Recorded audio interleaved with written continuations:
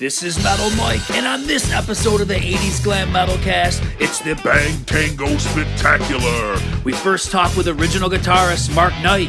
We hear his side of the Bang Tango story, and we hear about his new band, Mark Knight and the Unsung Heroes. Then it's Howard Benson, their producer.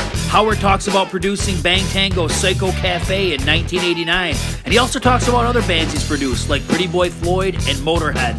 It's a killer episode. Check it out. Well, Mark, welcome to the 80's Glam Metalcast. How you doing tonight, man? I'm doing great, Mike. Thanks for having me. Oh, man, thanks for being here. Well, hey, man, can we reminisce a little bit about some Bang Tango? Whatever you want to talk about, man. I'm here for you ask me the questions and I'll answer them. All right. So, you started the band with Kyle, correct? Yes. Yes, okay. How did you find all the other guys? How did that process work? So, basically, the way Bang Tango came about was me and Kyle were in another band called City Slick. He basically quit the band, and I could have continued on with the singer in the band, but I figured maybe it's time to invent another project or do something with Kyle and find another singer, different guys. So, long story short, I said, I'm like, Kyle, man, you know what? Let's put something together fresh. We'll find another singer. Let's take the drummer out of City Slick, which we did at the time. I have this kid that I grew up with that I actually taught guitar to, Kyle Stevens. And I said, I'd like to get a second guitar player just to fill it out more. So we asked Kyle, and he said, sure. So we had Kyle Stevens, Kyle, obviously, and then the original drummer from City Slick, Brett Greenberg, and then we needed a singer. So we went to we were looking for a singer all over LA, and my buddy Amir DeRock, who's from Rough Cut, had just tried out 300 singers for Rough Cut, and I said, hey, well, who are your top guys that you didn't go with? And he mentioned this guy Joe Lestay, who was lived in San Diego. He goes, he's real green, he's real young, he's got a vibe about him, you should reach out to him. So he gave me his number, and I called him, and that's when we got together with Joe. Me and him had conversations for hours on it, and finally, his brother had lived up in L.A. He was in San Diego. He goes, I'll move up, and came out and played with us, and it just worked out, and that's kind of how the original lineup formed. Nice. I mean, what an interesting voice he has. I mean, I remember, getting that album as a kid, and it's like, just thinking it was like a mix of like Jim Morrison and Billy Idol and Steven Tyler. I mean, just he's got his own vibe, but it's all these other cool influences come in and make up his voice. It's amazing. Yeah, absolutely. When we first had him in the rehearsal studio, he was just discovering his top end, that high end voice he has. So that was kind of like a little wonky at the beginning, but his low end was cool, and he would sing like Billy Idol. And we're like, yeah, that's pretty cool. Let's hone in on that. But he just had a vibe about him, and he looked cool as hell when he sang, and that low end, that kind of Billy Idol, Ian Astbury kind of thing he had going. We're like, oh man, you need to like play up that more. Yeah. So eventually he developed that top end thing that he ended up, the top end kind of screechy kind of voice he developed.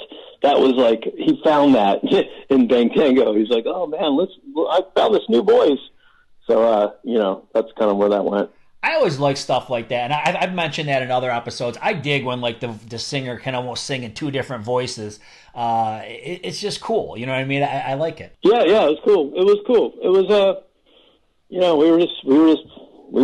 we found a front man, and he was the guy, and it lit up from there real fast. So you guys put out Psycho Cafe. I mean, this is a classic. What do you think when you look back and listen to it all these years later? Oh, it's a great record. We had great songs. It was a magical record. I had a batch of songs I had written back from when I was even like living at my parents' house that I found a band to kind of do these songs and put it all together. And it just clicked. And when Howard came in, Howard hadn't produced anybody at the time really. We were all just like on the verge of something, like something's going to happen. And then we had these songs, and we went to Austin, Texas, and did the record, and it just clicked, and we just felt like we had something, and the record was great. We were all proud of it, and it sounded right, and it it got some attention. Yeah, definitely. And it's not really like anything that was out at the time, at least in the hard rock scene, because, you guys got funk elements, little jazzy stuff here and there. You got the wah guitar. These are things that really you didn't find on your typical 80s rock record. Well, we didn't consider ourselves an 80s rock band by any means. That's just a box people put us in because, we cut our teeth on the LA, Sunset Strip scene, but we weren't influenced. There are parts of that street rock that we were sleaze rock, whatever you want to call it. I don't know. There's a million names for it. Sure. But we were going after like old school influences, like more 70s rock, more, funk, kind of funk groove stuff. Oh, yeah. We acquired all that into the sound of the band, which included with a heavy edge, because we were, coming off the Sunset Strip. So we were, coming off, being, guitar player being an Eddie Van Halen fan, or, also being like a Jimmy Page fan, or Kyle Stevens was a Hendrix fan. We were, it was all a mixture of all that, And, the guitar work, when you listen back to it, is very tasteful. There's not a lot of, there's no shredding or any of that kind of stuff that was going on with a lot of those other bands. Yeah, we were after being tasteful as we could from our influences, and, thinking about what's important for the song, even though we did trade off some solos, and we actually did do a lot of shredding, but it wasn't about, like, extended shredding solos. Right. Like, I don't know. It was more about the song, It was always, that was the focus point for that time, and still is for me. Well, when I talked to Howard, he spoke very highly of you guys. He thought you were ahead of your time.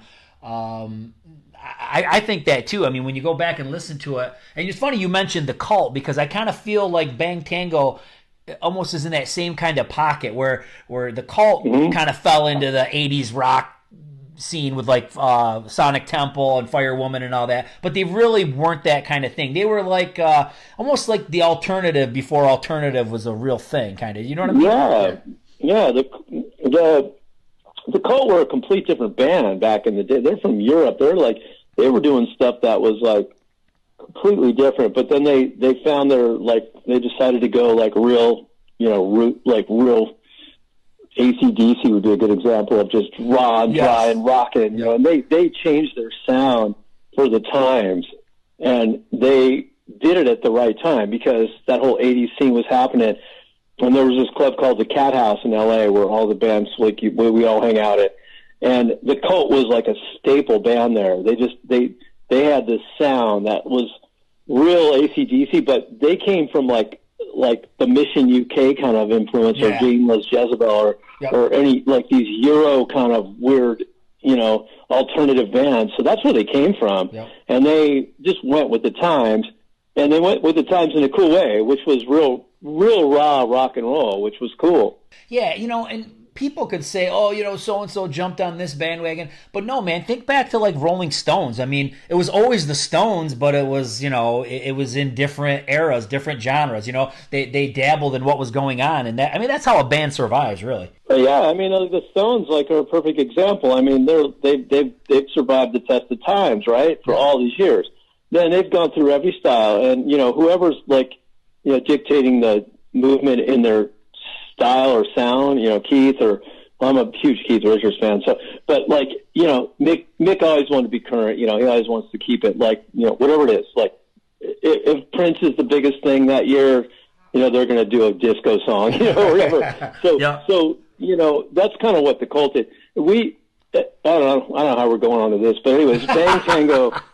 We're going on to a whole different talk about music, but Bang Tango was basically, we just I don't know, we just had a collection of 5 different guys with different influences that wanted to rock and wanted to funk and dance and groove and, whatever it was that made our sound. It was a lucky collaboration of those 5 guys at that time to make that sound, and it was different. You're right. Well, let's go to Dancing on Coals, because I feel like on this album the funkiness is really kicking up, where like maybe you had a few funky songs on Psycho Cafe. It seems like this album's a lot more funkier, and there's the horns and all that. Was that kind of just the direction you were going for that one? Different producer. We went with John Jansen, who was a little bit more old school kind of producer. He he worked with Eddie Kramer and did stuff with Hendrix and all that. He's just like he different style, but we liked kind of what he did with. He had produced a Cinderella record and a Faster Pussycat record, and just old school type of guy, producer. And we went with him. So and then he enabled us to bring in horns, bring in, the Stones background singers, and a string section on Midnight Struck, and we just wanted to make this record kind of a huge production, honestly, with the ability to bring in these people because we had a budget and a label that would permit it. Nice. So that's why it changed up a lot. We kind of went away from the kind of raw edge of Psycho Cafe, which some of our fans didn't really go with, but we wanted to do that at the time. That's what we did. Some of the, especially Dancing on Coals, the song, and there's a lot of songs on Psycho Cafe like this as well, but it's got like the high guitar notes, that pretty much are the riff. Is that your doing? Did you make up those? Yeah. I wrote most 90% of like the riffs and guitar stuff. I initiated most of those. Someone Like You is my Dance on Coal, Attack Alive. Most of the riff stuff is basically came from me bringing that to the band and we putting it together. So yeah. Yeah, I always love how that sounded. I mean, it's and then once again, that was interesting and a lot different than a lot of the other stuff that was out at that point. Yeah, Dancing on Coal is like the actual song, like that intro, it's kind of going after like a follow-up to Someone Like You in a sense, some kind of cool intro that's like different guitar thing. It's a little bit more simple, but catchy, that is. That was the initiation of that song, and then, we went from there. Now, one thing that Howard said is that he said he did not believe in this batch of songs, and that's why he didn't produce the album. Do you remember? What are your thoughts on all that, how that went down? Jeez. That's what he said? Yeah. Yes. Jeez. He didn't believe in this batch of songs. Well, let's start with this. Yeah. We wrote 50 songs for that record. 50 songs. And we narrowed it down to the 12 that made that record.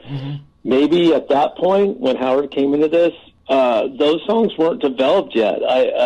We still had to put in more time in writing the songs that made Dancing on Coals. So when John Jansen decided to take on the job of producing us, we literally submitted 50 songs to him, and he narrowed down these songs that made Dancing on Coals. So I don't think Howard even heard half these songs that made the record, because early in the process, he wasn't believing in the stuff we had, and that was part of our frustration with Howard, where we're just like, well, these are our songs, man, and he's like, well, I don't buy it, just like you said.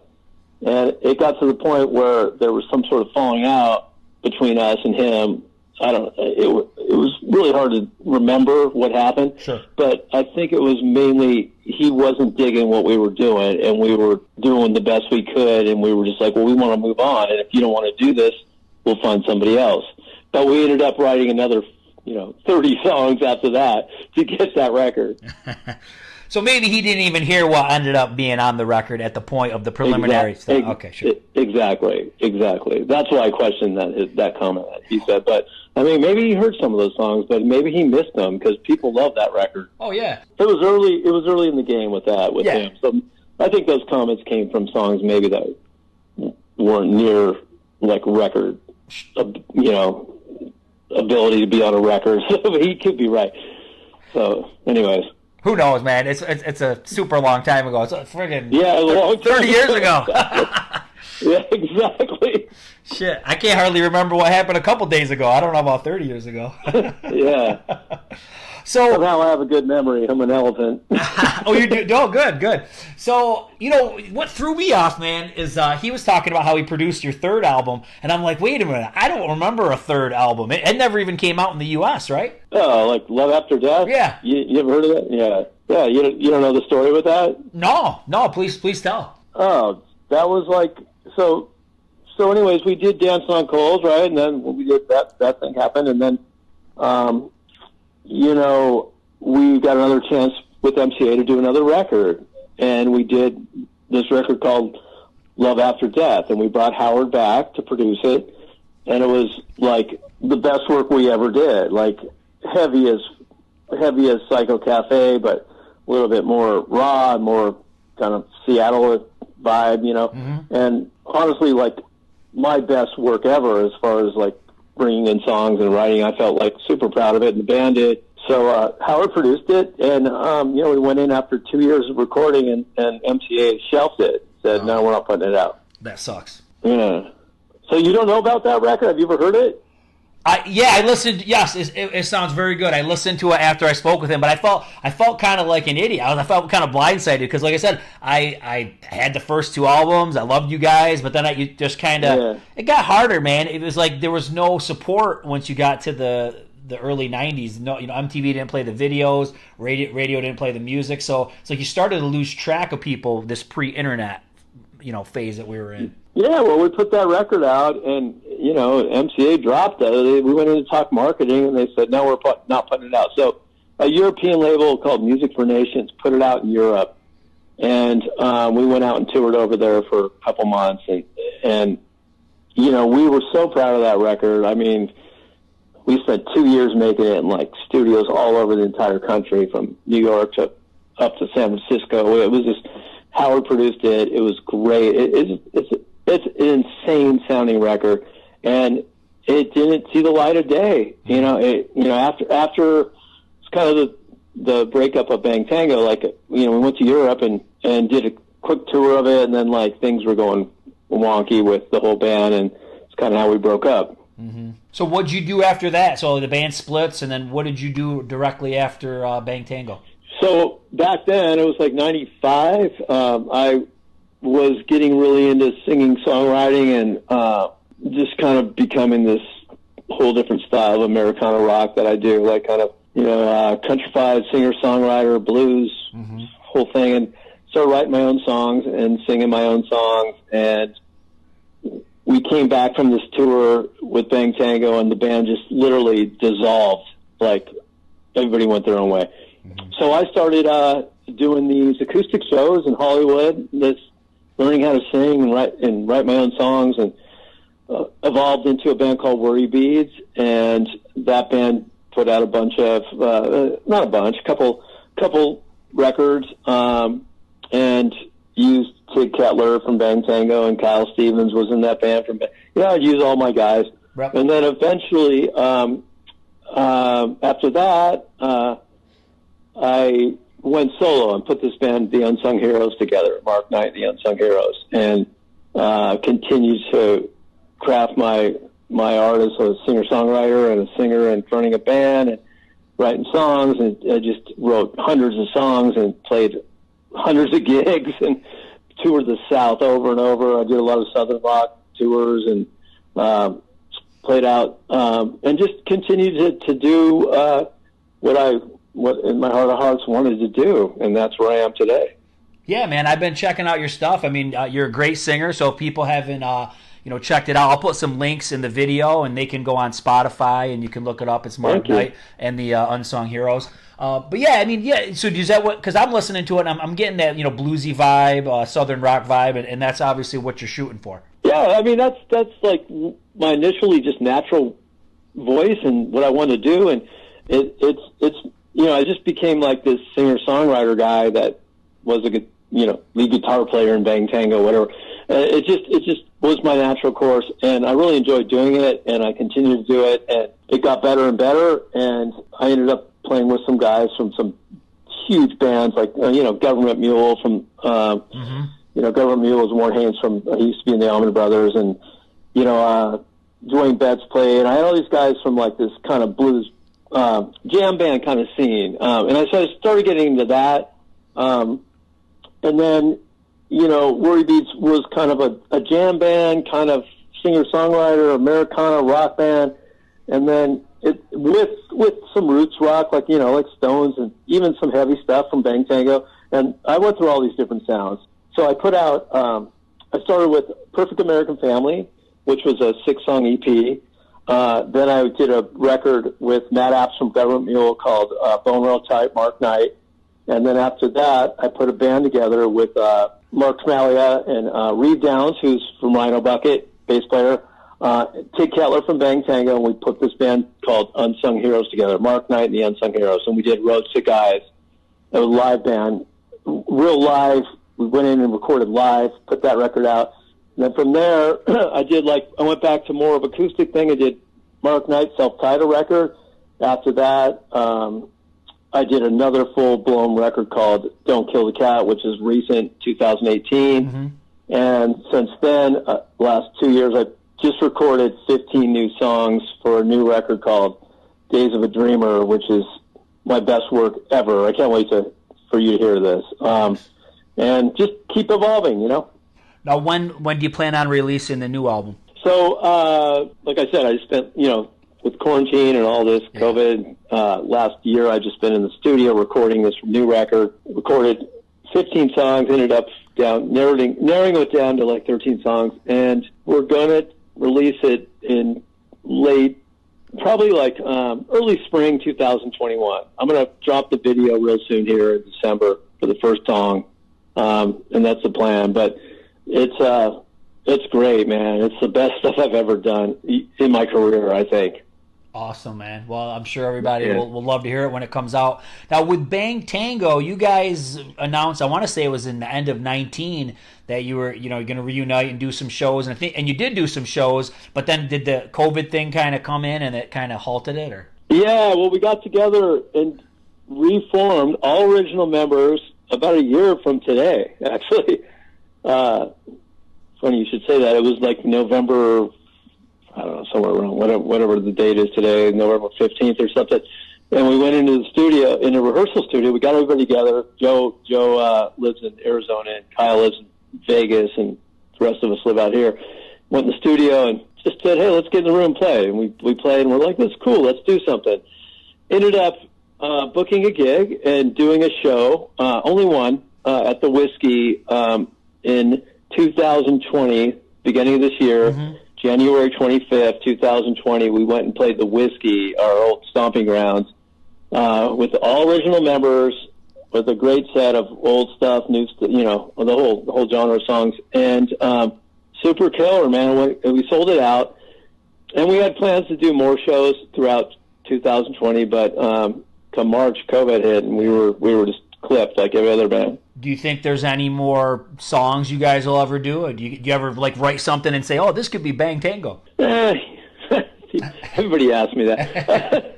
I tried to do some writing with Joe, via through the computers and this and that. But we're the type of band that really needs to get together and just get in the room together. I don't say that it will never happen, but it's I was so wrapped up in this record, Days of a Dreamer, that I'm putting out.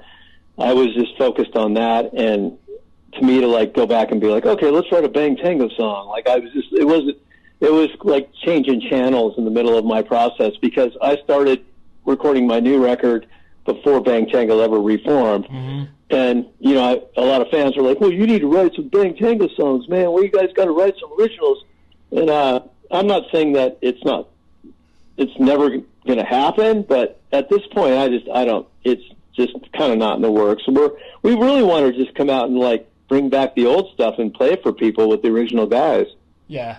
That's probably what makes the most sense, because it's really hard when a band has been inactive for so long and then they do new material. It's like it's just hard because people are so judgmental. You know what I mean? Oh, that doesn't sound like what they did 30 years ago. Well, yeah. Well, why should it? You know what I mean? So it's hard to please everybody. Yeah, I mean, I'm sure if I really put my heart of hearts into it, I think I could create a bunch of great songs with the band, of course, not just me only, but I could probably we could do it, but it's like, these guys live in different states, and it's I don't know. It's just I don't know. I mean, pleasing the fans. They all want, we new Bang Tango, man. Like, well, it's not that simple. Like, you right. just like, otherwise you throw a bunch of shit together and it's not that great. You want it to be really great if you're going to come back and after 30 years and put another record out together.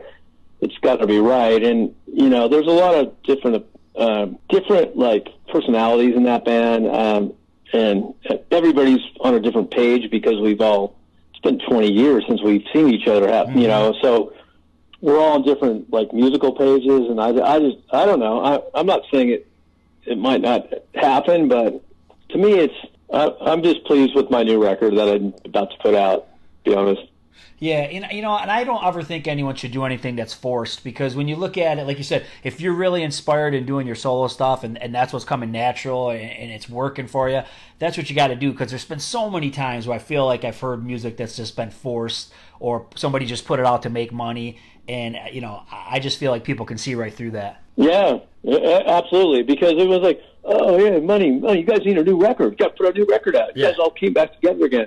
Yeah, well, we're going to write, like, we're going to write a bunch of stuff that nobody really likes in the band themselves, or I'm not pleased with the vocal melody, or I'm not pleased with the groove or whatever, so just do it because it's just forced, and it's like, it's not a money grab to me, because, like, I don't know what money there would be in it anyways, but I'm sure, like, we could probably get a record deal on, Frontier Records and put out a, stupid fucking Bang Tango record with a bunch of, stupid songs that we really don't believe in.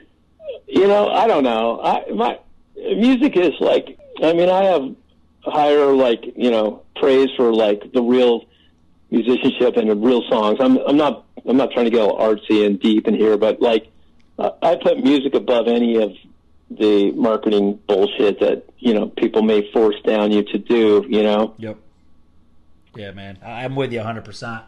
Well, hey, Mark, I appreciate your time, man. It was great chatting with you. I know we went a lot of different directions, but I think it was a great conversation. Awesome, Mike. Metal Mike, thanks for having me, man. You got it, man. Well, Howard, welcome to the 80's Glam Metalcast. How you doing tonight? Good. I never thought I'd be doing an 80's Glam Metalcast, but it's the first time for everything. Definitely. Well, hey, I feel that 1989 was the peak of the 80's hard rock scene. You produced some really cool albums that year, and I just wanted to pick your brain a little on them. Does that sound good? Yep. Okay. Ready to go. Perfect. Well, first one up is Bang Tango Psycho Cafe. I thought these guys were awesome. I didn't think they were the typical 80's band by any means. I thought they had elements of Aerosmith and Billy Idol and Red Hot Chili Peppers. What'd you think of Bang Tango? Well, that's partly why I really thought they weren't really a glam band, but they were kind of shot like a glam band in the videos. Yes. So they kind of got, lumped in there, but they were definitely like, and I think a lot of this came from the bass player, Kyle. Yes. He was like a big part of the sound of that band was just his bass playing, and the guitar players were super inventive. The two of them, Kyle and Mark, and Joe was he was kind of a crooner singer. He was like, he had his own thing going on, so he liked that kind of Steven Tyler kind of stuff, and he so we actually I went to see them at first in a rehearsal hall with Ron Overman, who just actually recently passed away. He was the head of A&R at Columbia. And, I started working with them before they were signed. And, it was really one of my first records I had produced. I think maybe it was like the fourth record I had done, or third. I don't know. Actually, maybe even more than that. I can't remember that far back. But, I was just kind of learning a little bit. And one of the things I wanted to do was to take them out of L.A., So we ended up making the record in Austin, Texas. And I had done a record there with a band called the Wild Seeds a couple years earlier, and I loved this studio. It was called the Fire Station. It was actually in San Marcos, Texas. And we went down there to make this record, and I would say the first evening we got there, the band, I think I flew there. Some of the band drove there. I'm not really sure exactly how they got there, but we put them in a small room, a small apartment close to what I didn't realize, that Southwest Texas State University was right in San Marcos. So here you have a, massive amount of kids, and I think it might have been spring break, so it wasn't a whole lot of kids there, but there was still a lot of kids. And a rock band from LA descends on this place.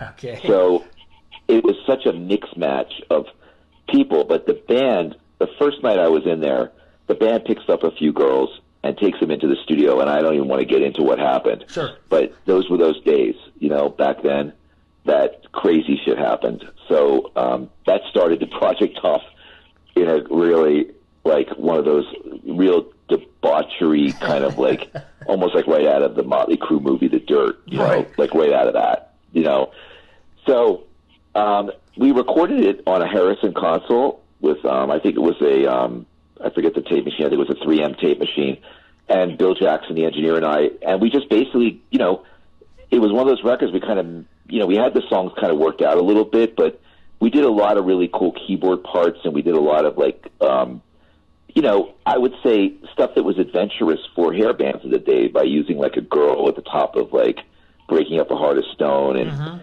just some interesting guitar things, some grooves that were just not normal. Love Injection, I thought, was an amazing song. I thought that song never got its due for that record. It was so different than anything else that had come out at that time, So, and I think the band, it was one of those bands that just, it could have been like one of those huge artists, I think, where there was a couple of things that happened. First of all, it just wasn't the right time for them. Right. But secondly, the second record they made, called Dancing on Coals, I thought was an inferior album. It didn't have any singles on it. So, and that really, at that time, if you didn't have a single on your second record, you were dead in the water. You couldn't recover.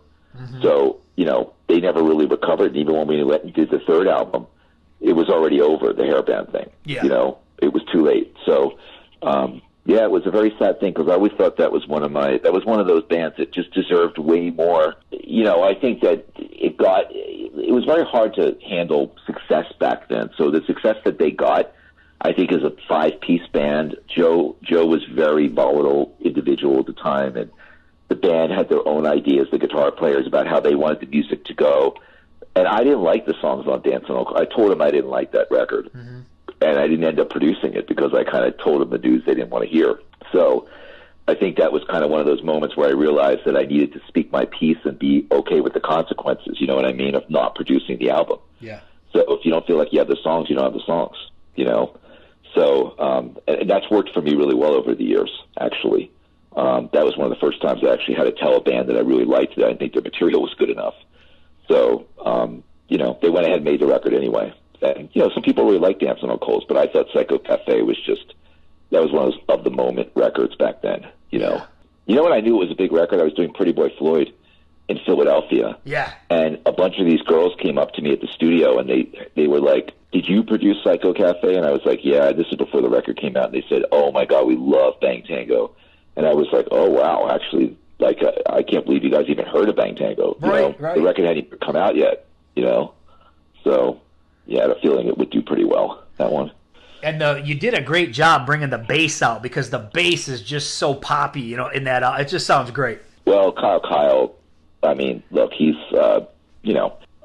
another guy that I think in a different situation would have gone on to do, play in huge bands and be a great artist on his own right, because he was so inventive. I don't think he knew how good he was, Yeah. And he was probably, like, I don't know, he was the most, I would call him, it's hard to grade talent in any band because everybody adds to it, but he was the most unique part of that band. Yeah. So the sound of that band was like, the first thing you heard on, Someone Like You or Breaking Up a Heart of Stone, all those songs are the bass, and, even on Attack of Life, those songs, just the bass carries those songs, So, yeah. One thing I noticed, too, I was listening to it today, and there's wah-wah on it. And you didn't hear a lot of wah on albums at that point. You know what I mean? Yeah. Yeah, that was just the guitar players deciding that's what they wanted to do, we just, Mark and Kyle Mark is still a pretty active artist and does a lot of great music. You should hear his newest stuff is really great. And Kyle was they just had a great thing. The one cool thing about them is you could pan them left and right, And it was the first time I had worked with two great guitar players that really complemented each other. Like I had done records before that with like Sanctuary and some other bands, and the guitar players were always fighting for position. Yeah. But these guys they worked together. They really worked their parts out. It was really pretty genius what they were doing. I don't think they got their due either. No. No. So, and Tig was kind of like Ringo. Tig was kind of like kept a really good straight beat. Like he didn't really mess around too much, which is why the band had a good groove. It was very simple what he was doing. It's simple is hard to do. Oh, really. It is. So you hit on Pretty Boy Floyd. That was the next one I was going to ask you about. I think it wasn't one of the biggest albums at the time, but now this thing is kind of looked at as one of the finest glam albums that have ever been made. It's definitely poppy, but it has some raw elements, like kind of like the way Cruise Too Fast for Love is, and Poison's Look What the Cat Dragged In. Was that kind of what everybody was going for? I think that album is one of the most underrated records ever in my catalog. And I think there was a lot of issues with the band and the label and internally that hurt that project. And it wasn't really the record as much as it just was the timing. There was a lot of resistance at MTV because they were, it was right like when I think also they were on MCA, and MCA was just not the rock label at that time. They were a terrible record company. They were run by Irving ran the label, but Irving wasn't that involved, I believe, at the time. But they were run by just Al Teller and all these pop guys. They just didn't get that project at all. Okay. And they were managed by Steve's brother, who was a nice guy and everything. He just recently passed away, which is very sad. But he wasn't a real manager. Like they didn't have like a real manager that could go in there and kick ass.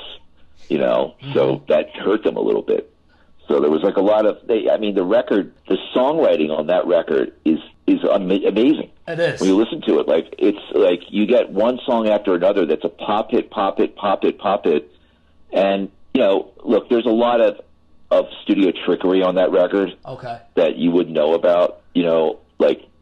All the background vocals are sung by another guy from New York. I forget the guy's name, but he literally sang all of them. Okay. Christy Crash Majors was a big part of it. His guitar playing was really, really good. Okay. And the bass player, I think we had to use a bass a session guy to play the bass on that. But Steve Summers had a great direction, and I went for the Poison thing with him a little bit, where I quadrupled all the vocals. But then I knew that the background vocals were going to be hard, so I just brought in a ringer to sing all the backgrounds, which is not atypical at the time. That was very, very normal. Every record you heard back then was using a lot of the same background singers. So, and that was just to give those big soaring harmonies. It was the first time I actually had a lot of fun doing things like that. But I actually brought them to Philly to do it. I don't know why I brought them to Philly. That's my hometown. I went to Drexel University, and I grew up in Lower Merion. And I wanted to, get them out of L.A., but them, talk about a mismatch. I remember bringing them downtown to Jim's Cheesesteaks, and they were dressed in all their glam, and they're mingling with, hardcore South Philly, Eagles fans, and those guys were threatening them, calling them faggots and things like that. This is, and I was going, I should never have brought these guys down here. This was a mistake, So it was really kind of I was kind of a little naive at the time, to be honest. And I was really very resentful of my hometown a little bit for being such assholes about the whole thing. But then again, I grew up in Philly. I should have expected it, So then we did it at a place called KGM Studios. It was in down. Some of it was in Lower Merion. Actually, there was a studio there, and some of it was downtown in their sister studio. And then I think we mixed it in L.A. somewhere. I think it was a studio in the Valley that we mixed it. But yeah, my favorite song on there was 48 Hours to Rock. Yeah. I think that song is a masterpiece of just pop, bubblegum pop music. And I actually ran it to Nicky Six. Nicky Six lives in my neighborhood. And I ran it to him. And also during the making of The Dirt, I did the music for The Dirt, the re-records. I said, I was the one who did, I'm talking about the Motley Crue cover we did on there. Toast of the Town. The cover that you guys did on Toast of the Town. Yeah. and Nikki said to me, "You guys did a great job on that." And that was recently. I was in the last couple of years, and I was so stoked to hear that. So because I know Steve Summers loved that song, "Toast to the Town." Oh, it's killer. I thought we did a really good job on that one. I wasn't even that familiar with. Honestly, at that point in my career, which people find crazy, I did not see myself as a rock producer. I had, early in the middle '80s. Before I produced any records, I was an R&B guy. I worked with like Al McKay from Earth, Wind and Fire, and I was in pop sessions, and I was writing pop songs. I got produced TSOL and bands like that by mistake. Like I just happened to be the producer that was chosen to go in and do those records. Okay. So I ended up, and I was doing jazz records even before that, Oh. So I ended up making like punk records and then rock records, and it just sort of I did what Jack Holtzman, who used to run Elektra Records, said. I just followed the music. Right. Right. Like that's where the music was taking me, and I was like, okay, I guess I'm a rock producer, So I think that's why a lot of my records have a lot of vocal harmonies and things, and lots of vocal production, because I love pop records. I grew up in Philly listening to pop music, Nice. So I wasn't really like, oh my God, this has to be like metal or I didn't even know who Motley Crue was back then, Like I was oblivious to everything. I did an interview about the Sanctuary record I did, which was on an Epic, and I was like, I never had produced anything remotely like Sanctuary. Sure. Until the A&R guy called me up and says, do you want to do Sanctuary? And I was like, I don't even know what the band is. I don't know who Dave Mustaine is. I don't know anything about this. Okay, I'll do it. So it was kind of like that with Pretty Boy Floyd a little bit, because, it was signed by MCA Records, which is where Bang Tango was on. Yep. They were on Mechanic MCA, so that's how I got the gig. It was the same A&R guy who signed Sweet FA as well. Yep. That band. So that's how I did that band.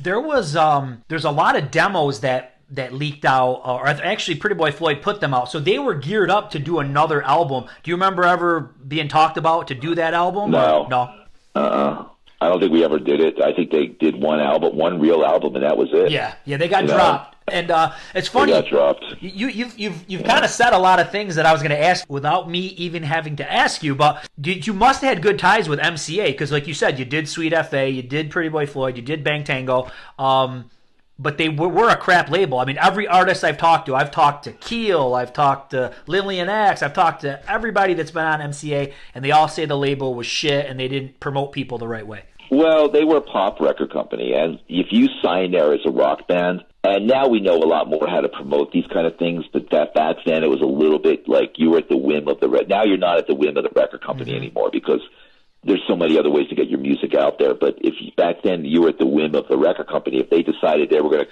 promote the new, whatever album they were doing, Mariah Carey, I don't even know if it was before Mariah Carey, but those kind of records, pop albums, you were going to be put on the back burner.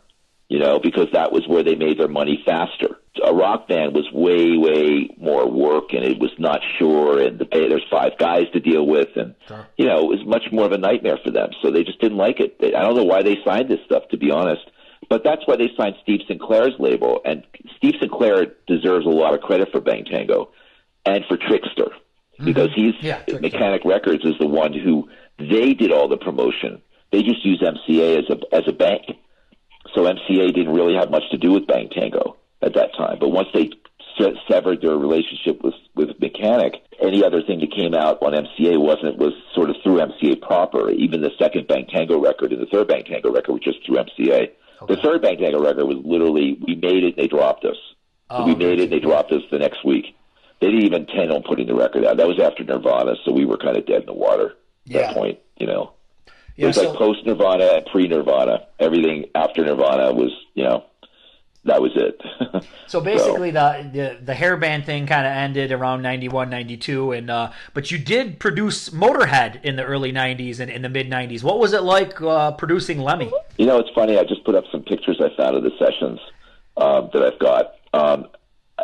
Lemmy actually rescued my career, because after the hair band thing went away, I was not getting any projects. I mean, I was among like the Tom Wermans and the Bo Hills and, the Michael Wagners, those guys who did hair bands. That was our thing. And so when modern rock came in, with Nirvana and, Screaming Trees and all those bands, I wasn't getting those projects. George Coolius was getting them, or, that producer, Butch Vig and those kind of guys, Steve Albini. They weren't hiring us. We were hairband guys. Like, we were out. We were OUT out. Howard Benson, he's a hairband producer, So Lemmy, for some reason, liked the sound of Psycho Cafe. Okay. So his manager, Todd Singerman, who I'd known, in other ways and stuff through other projects, called me and said, Lemmy wants to talk to you. So I met Lemmy, and it was a good moment to meet him because he'd already done March or Die, and it was a nightmare. Look, anybody who tells you anything different, it was an absolute fucking nightmare producing Motörhead for any producer, okay? But I just needed the gig, right? So I'm like, I'll do it. So I went to rehearsal, and this is after I'd done about 10 records or 11 records. I was starting to get my feet underneath me, as far as a music producer. And I'd also gone through a really big career thing with South Gang. Like, I had done that band, and that band was, that band's with which Walker ended up out of that artist. But I was fired from that project, and that was at the tail end of the hair band era. And Keith Olsen was hired. And Keith, that's the first time I'd ever been fired from anything, Yeah. And I was freaked out by it. So I went in and talked to Keith, and I said, hey, I know you're the new producer. I would love to just hang out with you and learn. Like, I know I don't know everything. You've sold millions of records. I've sold, no records. Mm-hmm. And he said, okay, for you to even, say something like that to me, that you're willing to take a step back from the producer role and be just an assistant on a record, shows me how much you want to win. And I like you, and I'll have you in. So I audited that record. Like, I hung out around South Gang, and I picked up all this information from Keith Olsen, like how to be I wasn't a great producer at that point. I was okay. I didn't have the what's the word for it? I didn't have the behavioral. Like, I needed to learn how to be the man in there. Mm-hmm. And the way to be the man is to have platinum records, right? And to be in control, and to kind of be the person, not be friends with the band, but be the coach, and not go out, not hang out, So when I got into Motörhead, I had already gone through boot camp a little bit again with Keith Olsen. And when I was with Lemmy, I was a much better producer at that point in 1994 than I was in 1992. And that was a big deal for me. So when I started producing him, I was much more prepared, mentally. And so I argued with Lemmy literally I did 4 hours. That's why he kept hiring me, because I was the best arguer. He told me, he goes, nobody fucking argues with me like you do, and he goes, you fucking give a shit. And I remember that Keith was very much about that. Keith was like, hey, if you think it's right, hold your ground. I watched Keith do some stuff in the studio that I didn't have the balls to do, but Keith did, and so I started applying some of those tactics and some of the vocal production he did and all that stuff, and that enabled me to get through Motörhead, and actually made one of his better records called Bastards, which ended up in Airheads, and we had a really good run with him, and so he kept hiring me. But, after 4 albums, I had had enough, So, and then I started having real hit records. Up to that point, I hadn't sold any records. I still, with Motörhead doesn't sell records, you know what I mean? They're just I used to joke with Lemmy, he was the most unrecouped person in Hollywood, Mm-hmm. So, we would finally, I got to do a band called Less Than Jake, and then I started doing, I got a band called Zebrahead.